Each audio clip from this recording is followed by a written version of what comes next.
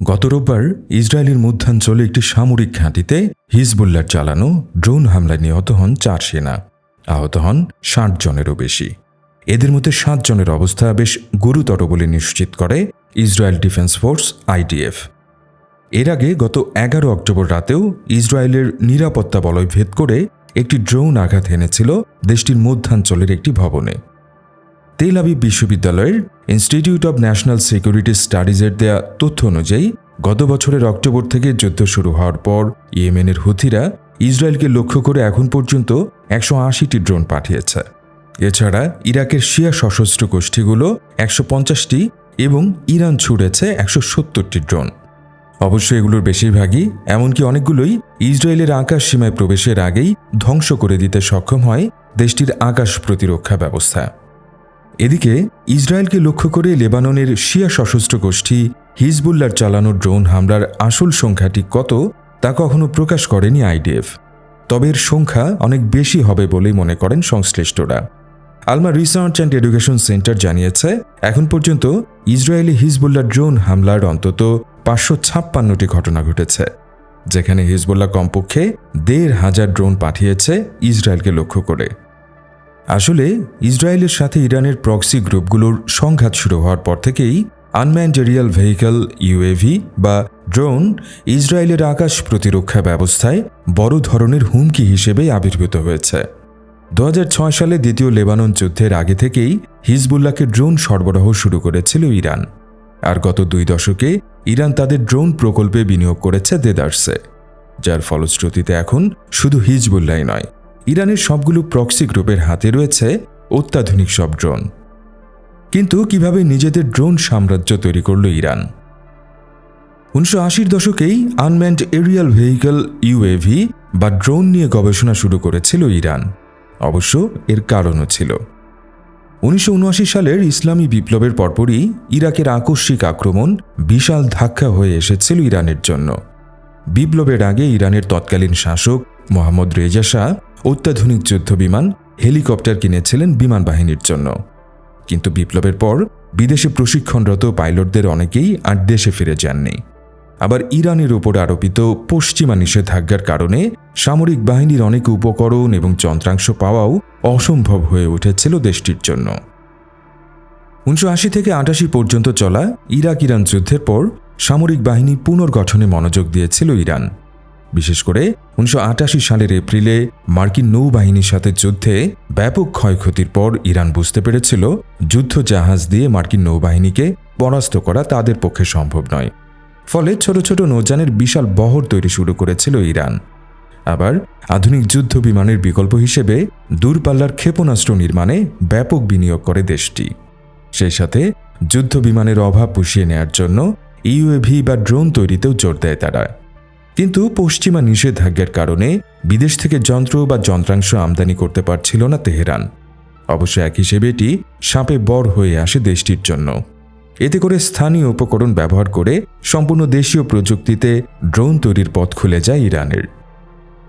Iran ড্রোনের ব্যবহার শুরু করেছিল সেই 1985 সালে। দেশটির প্রথম ড্রোনের নাম ছিল মোহাজের-1।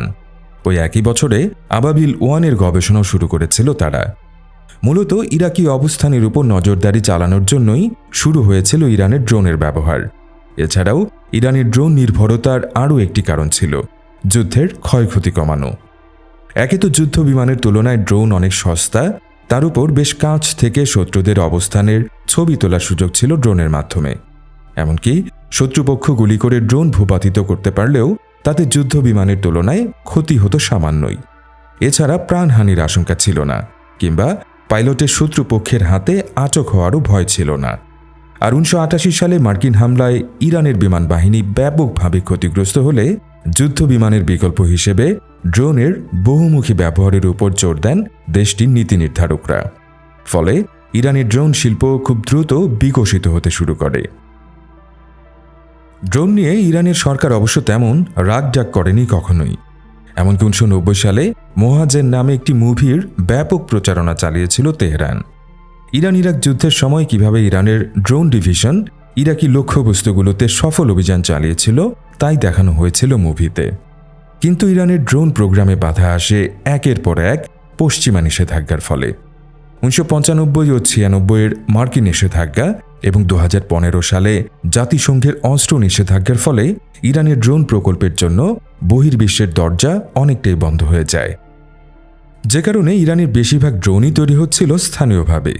দেশটির প্রকৌশলীরা চেষ্টা করছিলেন কিভাবে সস্তায় কাজ চালানোর মতো ড্রোন তৈরি করা যায়। 1990 সালে আবাবিল ড্রোনের আপগ্রেডেড মডেল আনার কথা বলা হলেও পরবর্তী বছরগুলোতে মাত্র কয়েকটি মডেল নিয়েই কাজ করছিলেন ইরানের ড্রোন নির্মাতারা। এই অবস্থার পরিবর্তন আসে 2009 সাল নাগাদ। ওই বছর কারার ড্রোনের প্রোটোটাইপ ছাড়ার পর আরও বেশ কিছু নতুন মডেল আনার ঘোষণা দেয় ইরান।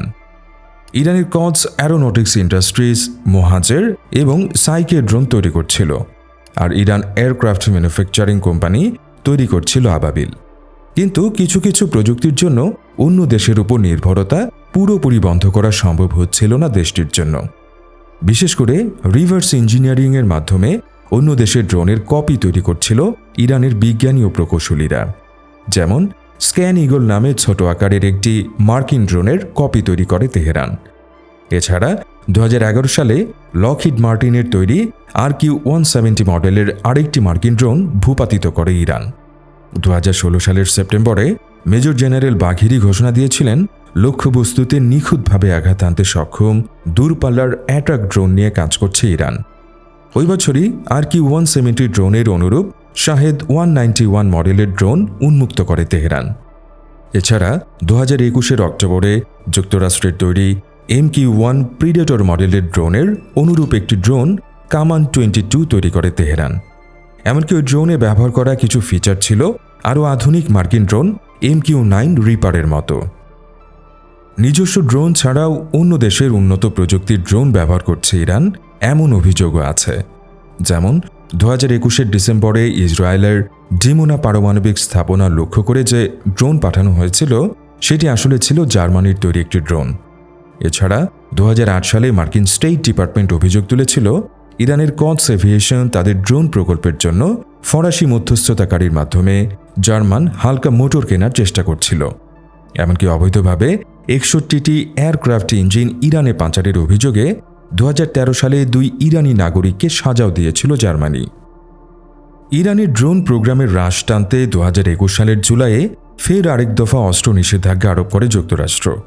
তারপরেও ইরানের সমরাস্ত্রের ভাণ্ডারে ইউএভি বা ড্রোন বর্তমানে গুরুত্বপূর্ণ একটা জায়গা দখল করে নিয়েছে। নজরদারি বা হামলা চালাতে নিয়মিতই ড্রোন ব্যবহার করছে ইরান এবং দেশটির বিভিন্ন প্রক্সি গ্রুপ। বর্তমানে ইরানের হাতে 1 ডজনেরও বেশি মডেলের ড্রোন রয়েছে এবং সামনে আরও অত্যাধুনিক মডেলের ড্রোন দেশটির সামরিক বাহিনীর হাতে আসতে যাচ্ছে, এমন আভাসও দেওয়া হয়েছে তেহরানের পক্ষ থেকে। ইরান বর্তমানে যেসব ড্রোন ব্যবহার করছে সেগুলোর মধ্যে উল্লেখযোগ্য হচ্ছে আবাবিল, ফোর্ট্রস, হামাসে, কামান, কাডার, কিয়ান, মিরাজ, মোহাজের, শাহেদ, রাজ সহ আরও বেশ কিছু মডেলের ড্রোন।